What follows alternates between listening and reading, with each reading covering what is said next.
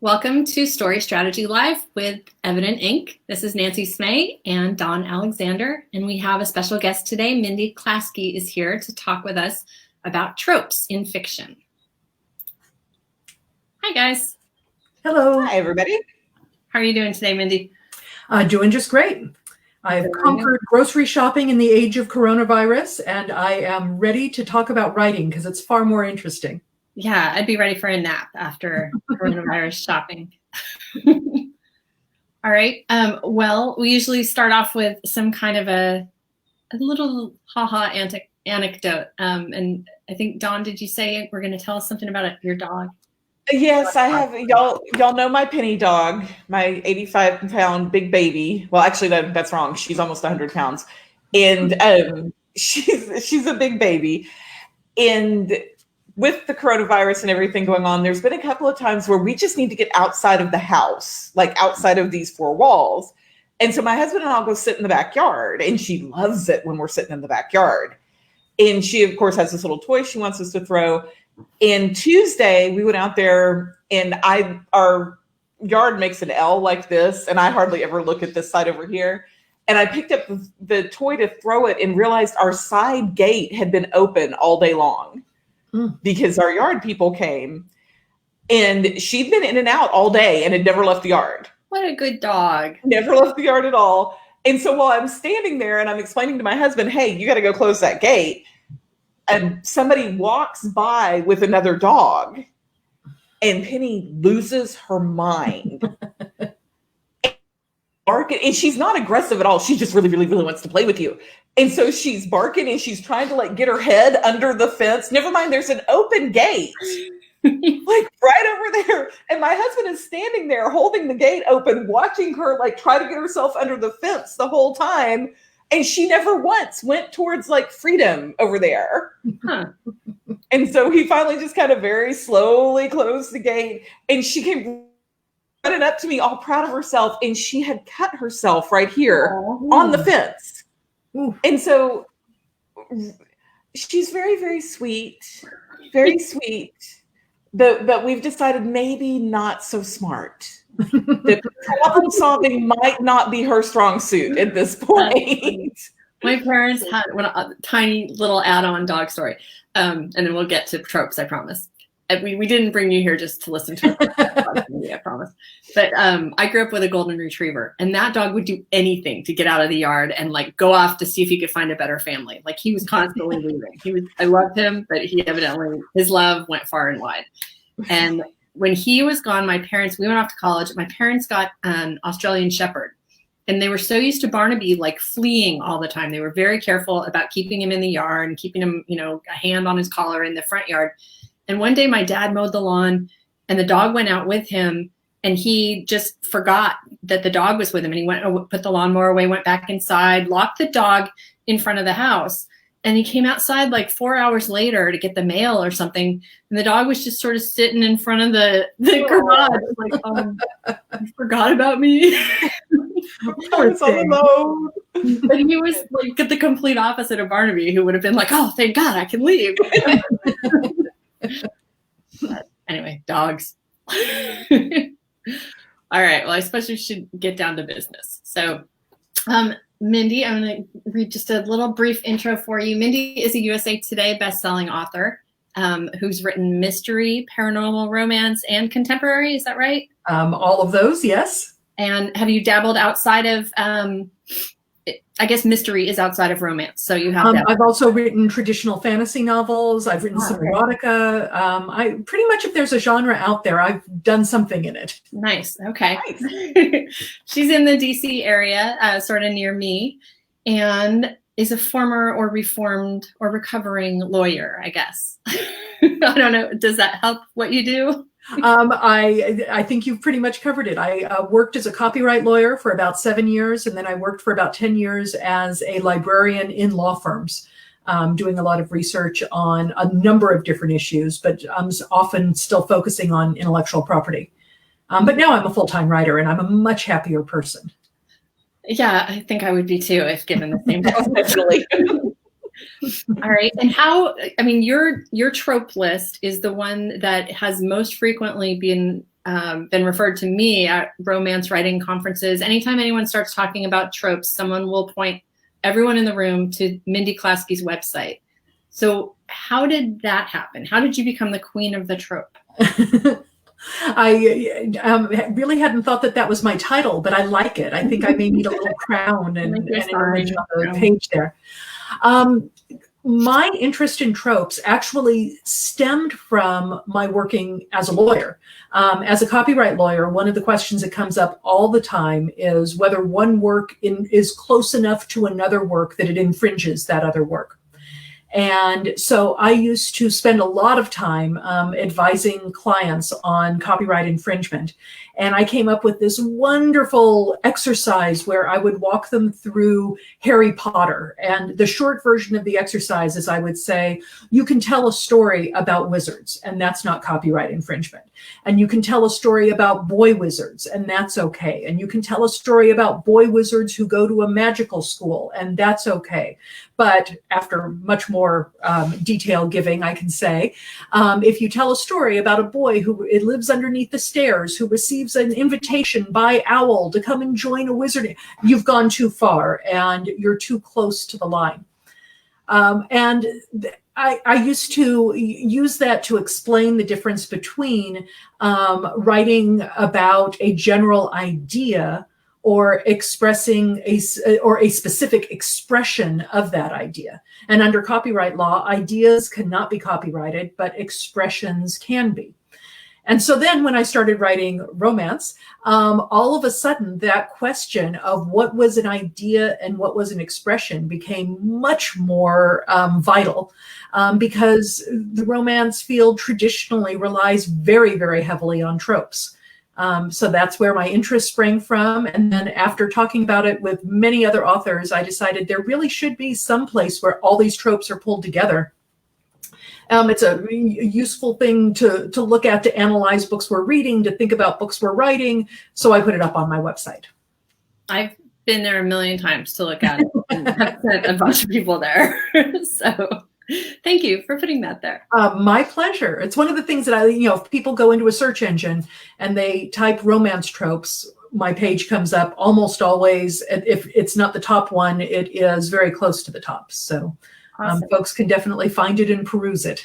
When you kind of came, I know we have some sort of specific things we're going to talk about, but the thing that you hit on with that little copyright idea being related to this almost forms this neat little triangle in my mind, because a lot of the pushback I get from really new writers about identifying their tropes and deciding ahead of time, what tropes they're going to hang their story around is that, no, my story is so original that it doesn't rely on these cliches. And that idea is, it's great if your story really is that original, but how the hell are you going to market it? First of all, no, it's not. It's not that original.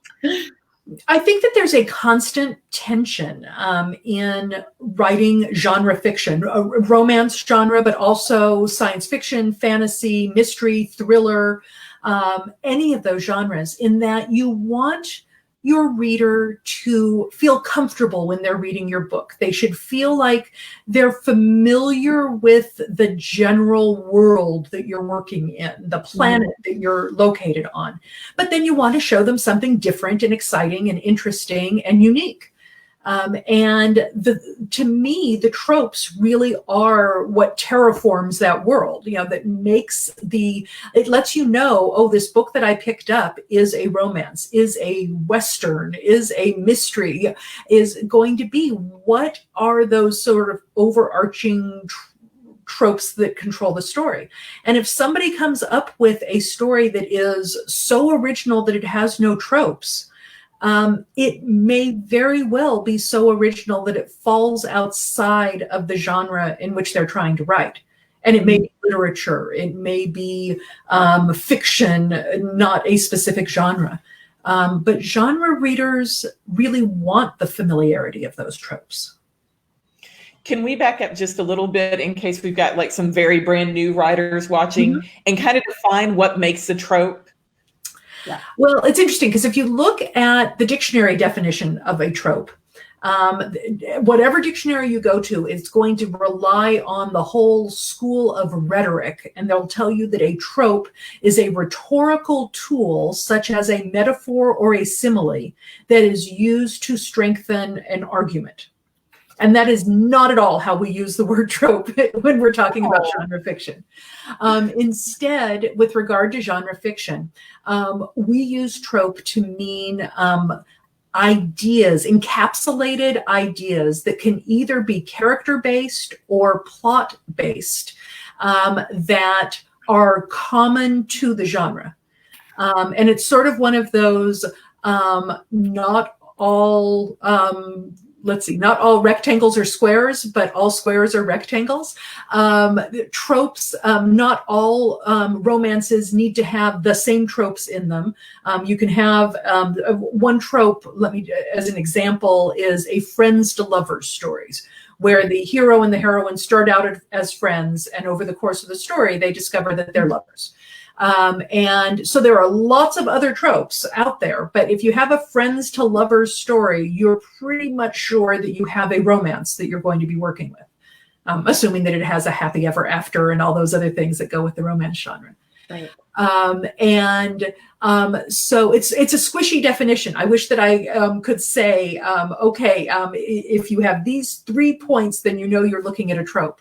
But if you are describing an encapsulated version of your story, then you're probably talking in trope land, and then we can go through the specifics about whether it's a character-based trope, a plot-based trope, or something else. I think that's a great definition. That is a great definition. I wanted to caveat it just in case there are any brand new writers who are like, okay, I'm going to pick my trope. A lot of stories have more than one, right?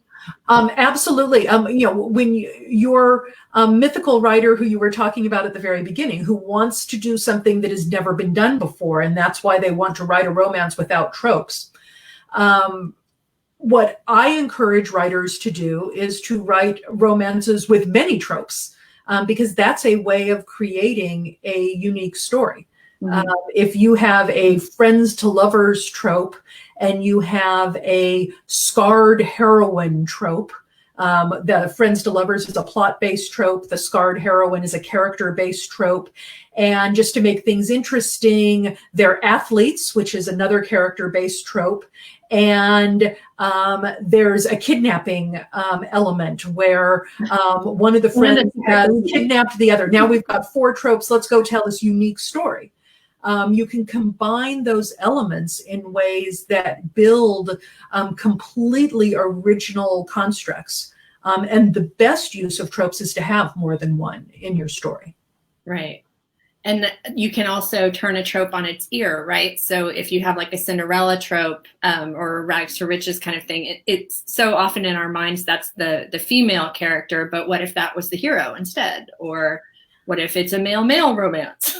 And that's one of the most interesting things to do with tropes, is to take the basic definition of what they are and see how can you turn it upside down or inside out.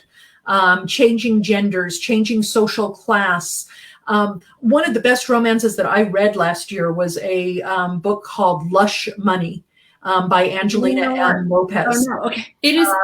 by Angelina Lopez. Whenever I hear the word lush, I immediately think Selena Lawrence, but I remember. Well, the original title to Angelina's book was The Billionaires Prince. And her book is it has several tropes in it, but one of the tropes is a billionaire. That's an established romance trope. Think of the hero in 50 Shades of Grey. Sure.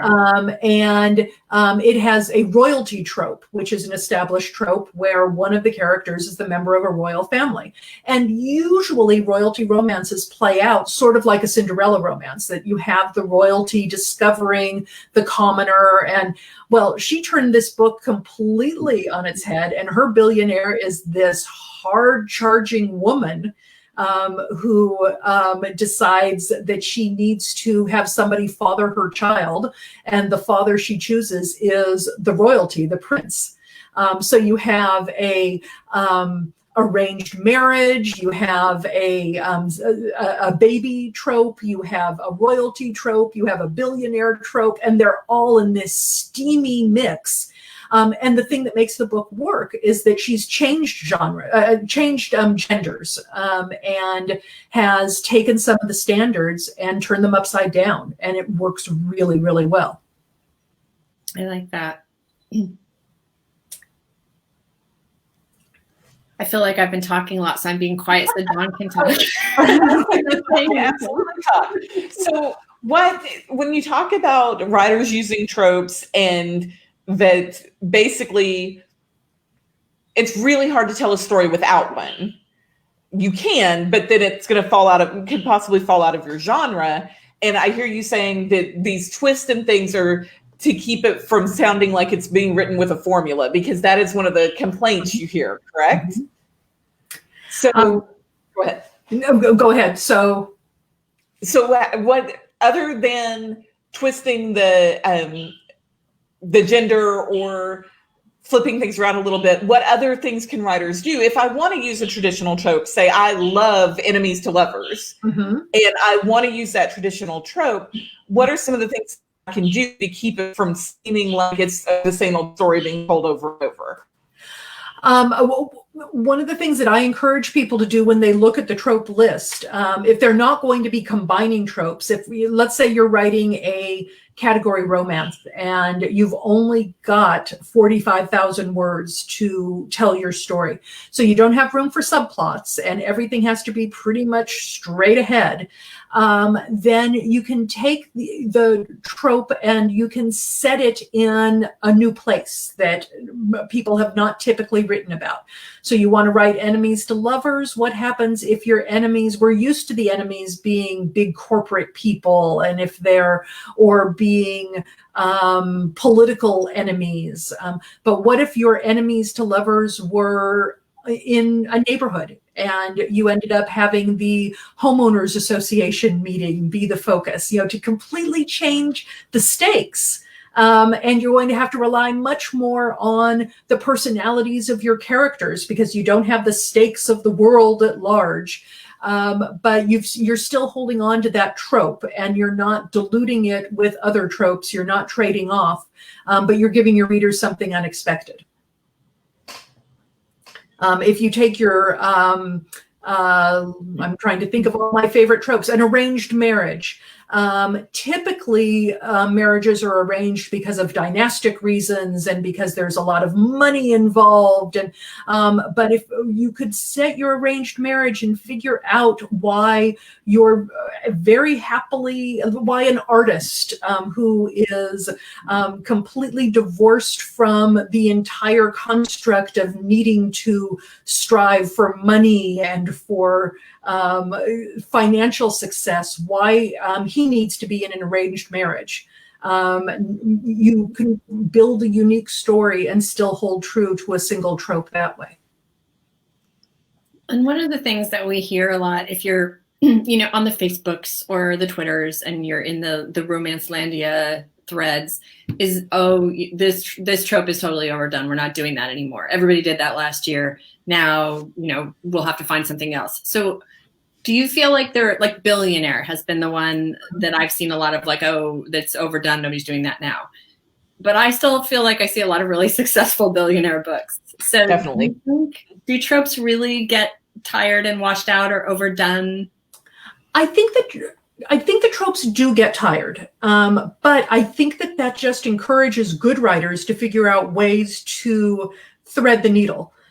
Ways to build a new construct with a very familiar concept. So you're saying Step Brothers will come back? Do you remember all the Step Brother books? Step Brothers, for a couple of years, that's all you could find in really hot romance were Step Brother books. Yeah. And I think that there's going to be somebody who writes a Step Brother book who's going to find a new way to present it that makes it interesting. When Prince William married Kate Middleton, royalty books exploded. And all we were reading about were royalty romances one way or another. And there were sweet ones, there were sexy ones, but it was royalty, royalty, royalty. And then last year, Casey McQuinton wrote Red, White, and Royal Blue, which is a male-male royalty romance. And it's a completely different approach to this old and somewhat tired trope. And it's fantastic. It's funny and it's sexy and it has all, and readers of royalty romance all of a sudden had a whole new way to enjoy that trope. So do you think current events often lead into what becomes popular? I think they do, but I think that there's a lag time because it takes time for authors to write the books, for authors to figure out a new way into it. I've spent a lot of time talking with writer friends in the last, I'd say 6 weeks, but it seems like it's lasted 6 years during coronavirus containment, about what we're likely to see coming out of social distancing. And I think that there will be a whole lot of tropes that get new energy in them. You've got first responders, you've got medical romances, you've got socially distant romances where couples are kept apart for one reason or another. Or like app romances. Absolutely. There's a certain sexiness to the slow burn that you could get in, times when couples couldn't just say, hey, parents, I don't care what you think. I'm going to go off and do what I want to do. And I think that there's a new challenge out there to write those stories. Yeah. Speaking of which, this isn't a secret because I saw it published in your bio, but you met your husband at Mr. Match, at Match.com. We did. We met on Match.com after my brother, who had been happily married for 4 or 5 years, came to me at Christmas one year, and he said, "My wife and I are very concerned about you." He said, "We think that you frighten off too many of your dates, that you're too intellectual and you're too lawyerly. And so we think that you should try Match.com to meet your real partner." And I told him off. I told him, first of all, no good conversation ever begins. My wife and I were talking about you. And I have tried Match.com, and I've tried the Single Volunteers of DC, and I have tried going to Quaker Meeting, and I have tried a dozen different things. And I've been on 27 first dates in the last year, and none of them was worth a second date. And thank you very much. I don't need your advice. Yeah. And all of that was true, except I hadn't tried Match.com. And I felt bad that I had snapped at my brother that way. And so on New Year's Eve, I logged into Match.com and I completed their survey, answering in the most, I would only meet somebody who was 3 miles from my home. I would only meet somebody who had a college degree or higher. And I clicked match, and the first match that came up is the man that I married a year later. I married someone from Match.com too, which is why really? I found that really interesting. I don't think he was the first person I met. I had some kind of bad Match.com dates, actually, that have found their way into certain stories I've written. But we were the slow burn, though, because he was military and he had set up the profile just before a deployment. And then he didn't forget about it. He knew it was there, but he was still checking in, but he was gone in Japan, and I was in San Diego. And he was like, "Wow, so I need to tell you something. I'm not going to be around for a while. Do you want to be pen pals?" And I was like, "I'm a writer. That would be perfect." And see, my version of the slow burn is that I had a book that had come out that January, that right after we met. And so I was busy on book tours for the first 8 weekends that we were not dating. And so we also communicated electronically by email and eventually by phone. So by the time we actually met each other in person, we didn't have any of those first date jitters because we had already gotten to know each other.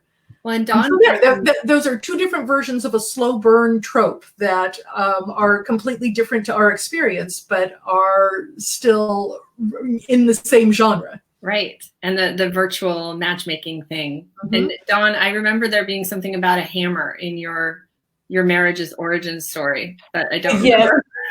That was, I actually met my husband at a church that we were both visiting for the first time. And he will tell you I picked him up. If you ever see the man, you know, there is no way I could ever lift him off the ground. I did not pick him up. I simply walked over and said, "Hi, I'm Dawn. Can I sit here?" That is all I did. And then midway through the last prayer, his stomach started growling, as you know it does during church. And when he apologized, he's like, "Oh my God, I'm so sorry. My stomach was growling." When I was like, "Oh, that's okay. Your stomach gave my stomach ideas."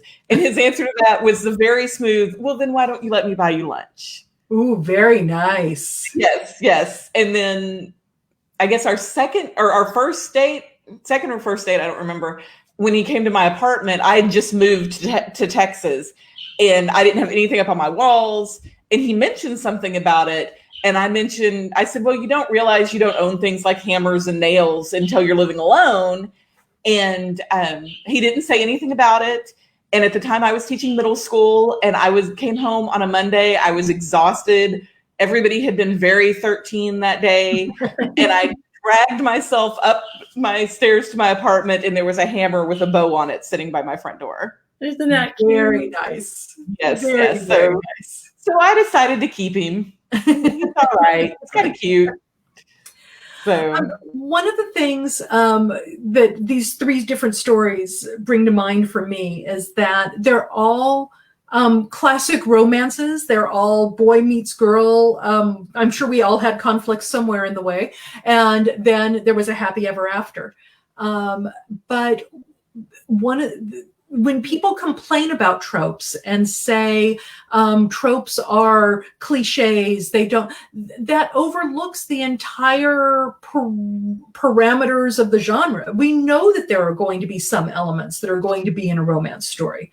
And so to get upset over there being tropes as part of a romance, that's ridiculous. And it's not just for the romance genre. It applies to other genres too.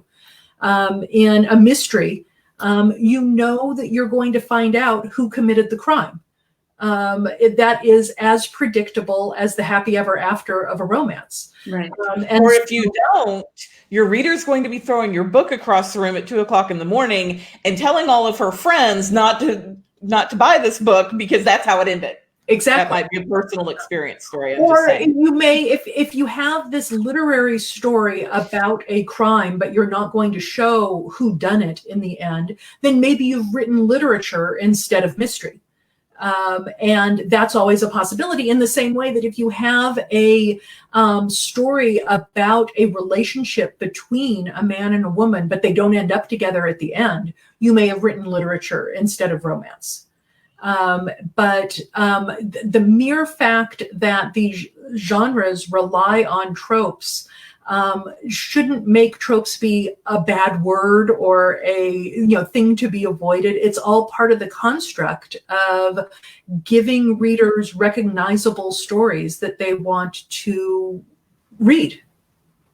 Yeah, I enjoy using tropes because I feel like it sort of gives me I'm not a plotter, so it gives me a direction. Like if I think of the three tropes I'm going to hang a story around, then I kind of already know a lot about the story. And if I know the world I'm writing it in, then pretty much got all I need to start.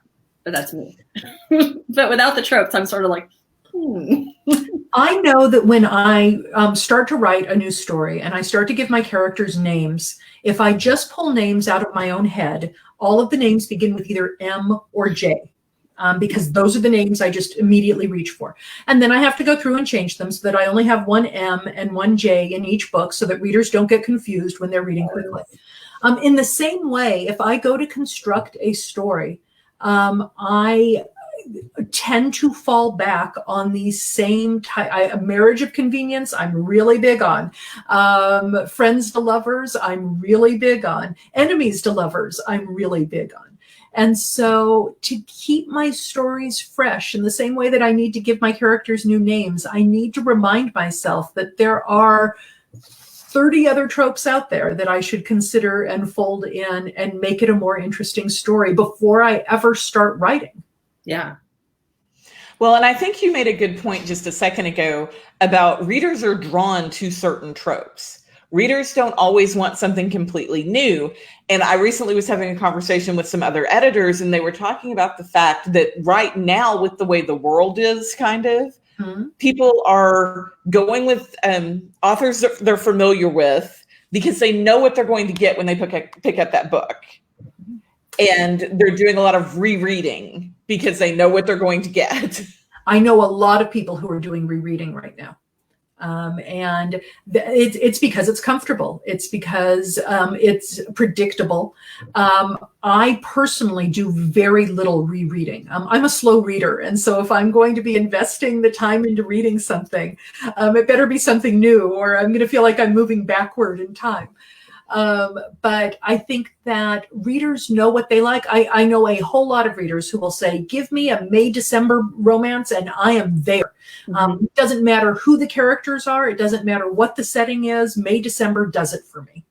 And people have their things that they like, and that's great for authors to be able to explore that in the same way that in theory all of us should have a Christmas book and all of us should have a summer book, and we being able to play with these different tropes just expands the number of people we can talk to. Definitely. And as an indie author, it helps you figure out how to market it too. So you're going to aim it at the readers that are going to be most interested in reading a May-December romance, or Exactly. you're going to bundle it with other authors that have written May-December romances.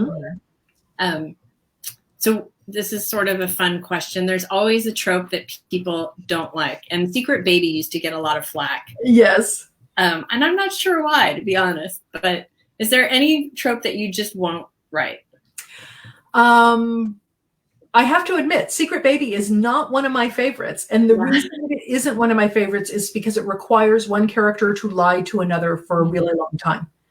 And personally, I can't imagine getting past those lies when the lies are that substantial and over such a long period of time. So Secret Baby is not one of my favorites. However, I've written one, so Didn't stop me. I'm trying to think. Dawn, you nodded. Right. You have a least favorite?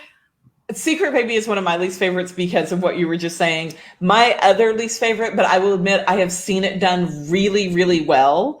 But my other least favorite is, I don't even know what you call it, where a guy randomly comes up to a girl and starts pretending to be her boyfriend to save her in some situation, but they don't know each other. Like the guy will, for example, a girl's in a bar, a creepy guy's kind of hitting on her, and a guy she knows nothing about comes up, puts his arm around her, and it's like, hey, babe, da-da-da. No. First of all, don't touch me. I don't know you. Yep. Second of all, now I got two creepy guys. You just multiplied my problems. So I don't understand why you think you're here to help. So, but I have seen that done well. I have to say that, but that's one that drives me crazy. I think another one that drives me nuts is, and it's sort of related to that one, is the fling. That we met in a bar or wherever. We had this amazing one night together, and now this is going to grow into a permanent, amazing relationship. It can happen, and I certainly have friends who met their spouses that way. But I think that the odds are really stacked against you, and most of the time, I think most flings, especially if they are the fling of a married person with somebody else, that's a mistake, and that's an untrustworthy person. And so making that work would put fling romances on my list of dislike tropes. What about you, Nancy? I don't know. I don't know that I have a least favorite. I don't love the fling, but there is a part of me that's like, oh, that's so fun though. Like, let's not throw that out. That's why I'm like, I love the fling. Not married, no. Married, no. I think that's kind of a taboo thing in romance anyway. There's probably a small portion of readers that want to read an adultery story, but not a lot. I'm not a big fan of stepbrother. I also find that, that's just the buttons that's trying to push are not the buttons I want pushed. by contrast, I am a huge fan of reunion romances and second chance romances. I love second chance romance, and it's easier to talk about the ones I love because I don't really hate any because they can all be done well. Mm-hmm. I love things like Brother's Best Friend or Yes. Best Friend's Little Sister, that kind of stuff. Especially if it's a second chance thrown in there. Like Melanie Harlow has a really good one. I can't remember which one. It's one of her Cloverleaf Farms books. And those are all fun to read. But I'm always a sucker for that trope. Last December, I edited an anthology of romance short stories. They were all built around the holiday of Hanukkah. And they were all short stories. They had to be 15,000 words or less. And one of the things that we found I co-edited it with Lori Ann Bailey. And one of the things that we found as we were reading stories is that certain tropes really lend themselves to short stories far better than others. And second chance or reunion works very well because You don't have to build your all characters already know each other. They have a reason to be together. You don't have to create this entire romantic world for them to inhabit. You can just get to the good stuff more quickly. That's totally true. I was just thinking, I wrote a short story earlier this week and sort of naturally fell into that because it was one of the few ways I could think I didn't have to, like I could write a believable love story without laying 50,000 words of background. Exactly. Well, and I'll pop in because she won't say it. It's pretty awesome. It was good. Fun to write. I've been trying to write in a totally different genre, and it's been a very, what's the word? Like it's been exercise, and it's hard, and it hasn't been a lot of fun. And so going back to romance, even just for 5,000 words, was really fun. I've been. Go ahead, Don. Go ahead. I was going to change the subject. Go ahead. Oh, I was just going to say that I've been working in a different genre. For me, my very first series that I ever published was a traditional fantasy series. And I'm about to celebrate the 20th anniversary of the first book in that series. And so I've been getting that ready for new 20th anniversary editions. But it really uses a different part of your brain to be working in fantasy instead of in romance. And last year I was focusing on a thriller. And so I sort of feel like my writing brain, it's nice to come back to familiar tropes and to be able to work with them in comfortable ways. Yeah. I honestly feel like I'm wandering in some like dark landscape where I can't really see, like I'm not sure I'm going the right way. Like it's very lonely and scary. And then I came back into like this comfy little room that I get to sit in while I write romance. And I don't know what. Well, that was what my question was going to be, is we've talked a lot about romance tropes. Can we talk a little bit about tropes outside of the romance genre and talk about some of the other ones? Tropes do exist outside of the romance genre. I think that it is somewhat harder to define what those tropes are, because I think that most other genres do have a somewhat broader range of storytelling. The thing that makes romance so exciting is that you take an absolutely known story, person meets person, they fall in love, they live happily ever after. And you tell interesting versions of that. Whereas if you are reading or writing mystery, there are all sorts of crimes that can be committed. If you're writing science fiction, there are all sorts of science and scientific elements that you can apply and extrapolate on. If you are writing fantasy, you can build magical worlds that have completely different bases. And so for other genres, it's somewhat more difficult to define the tropes, but they exist. For fantasy, a lot of the tropes end up being collected in Joseph Campbell's The Hero's Journey. Where you have a reluctant hero or heroine who refuses the call is another part of the trope, and who passes through the underworld, whether that's a literal passage or a symbolic one, who gets assistance from the goddess, whether that's a literal goddess or a male or female character of wisdom who guides them. And all of those elements are tropes that get folded into traditional fantasy novels all the time. Well, and one that I see, I I think it happens a lot in fantasy. I don't read a ton of fantasy. I read a little bit, but I see it a lot in YA and a lot of paranormal YA. The concept of the one, being the one, and it's the chosen one. Yes. Or being like, and it's usually a teenager who, you know, is completely normal, but turns out to be really special. Like that concept of being discovered in some way, I think is common in certain genres. Definitely. And I think that there's a reason why fantasy and science fiction tend to go hand in hand in bookstores and often among readers' preferences, because some of these tropes do cross over. And the notion of the one is often present in science fiction as well, that you have the individual starship captain who is chosen for first contact with an alien civilization, that type of thing. Right. Well, and if it's YA, the chosen one has to have two love interests fighting over them. Whether you're going to be Team X or Team Y as you're reading. Yes, exactly. You gotta have that. Yes. That seems to be common. Love triangles, and trying to think what else. With dead parents is very common. Yes, lots of dead parents. It's easier for the teenagers to go do all the stuff. Exactly. I mean, the reason for that trope is so obvious that in the real world, teenagers don't really get to control the entire universe. Yeah. Yeah. They may think they do, and they may for very limited periods of time, but yeah, I think that's a good thing for all of us. I don't have teenagers yet, but I see what's coming. And I have two of them, and I absolutely agree. That is a good thing for all of us. And I stick to cats, and we'll just leave it at that. All right. Well, we're getting close to our end time here. Are there any sort of parting shots on the trope topic before we remind people what's coming up next? Anything we didn't hit on? I think we need to tell them where to find her list. Yes. Maybe you can go ahead and say it, but when we're all done here, maybe you can put it in the comments too, so people can go find that.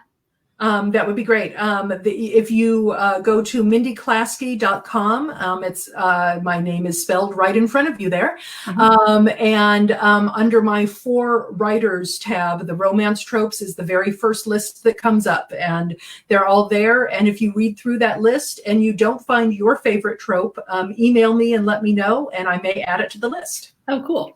Well, and you said that you're celebrating the 20th anniversary of your fantasy soon. Do you have anything else coming out that we should know about, or a recent release? Or I just reissued my Washington Witches series, which is about a librarian in Washington, D.C. who finds out that she's a witch.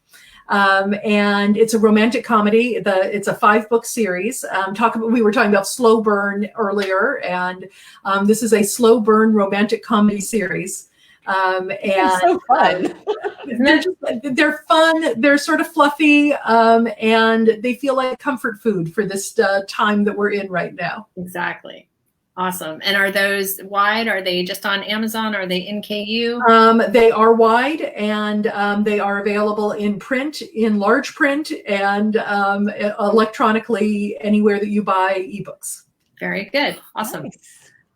All right. Well, we have more coming next week. Yeah, Dawn? Yes, next week we're kind of going the opposite. What?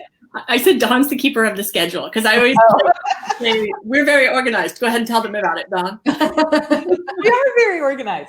Next week, we're talking about cliches, which are going to be different than tropes, because these are the kind of do's and don'ts of overall story type things, of things that are overused, things that editors tend to try to guide you away from to deepen your story in a different way. So next week, we're talking about cliches.